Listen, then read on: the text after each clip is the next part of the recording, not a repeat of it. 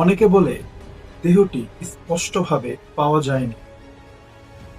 Soviet সেনারা দাবি করে তারা হিটলারের অবশিষ্টাংশ পেয়েছেন, কিন্তু পরবর্তীতে ডিএনএ টেস্ট করার পর জানা যায় সেটি একটি মহিলার খুলি ছিল।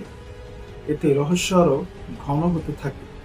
অনেক ইতিহাসবিদ বলেন তিনি হয়তো গোপনে আর্জেন্টিনা বা ব্রাজিল পালিয়ে গিয়েছিলেন এবং সেখানে লুকিয়ে অনেক বছর বেঁচে থাকেন।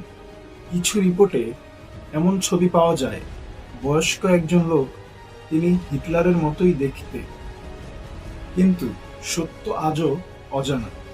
হিটলারের ব্যক্তিগত ডায়েরি এবং গোপন গবেষণা, এমনকি তার বাংকারের অবশিষ্টাংশ এখনো অনেক সরকারের কাছে রয়েছে। কেউ কেউ বলে হিটলার মানুষের মন নিয়ন্ত্রণ করত এবং অদ্ভুত অস্ত্র প্রযুক্তি ছিল তার কাছে। এবং আরো বলা হয় তিনি আধ্যাত্মিক কোনো সংগঠনের সাথে জড়িত ছিল। তার নথিগুলো আজও পুরোপুরিভাবে প্রকাশ করা হয়নি।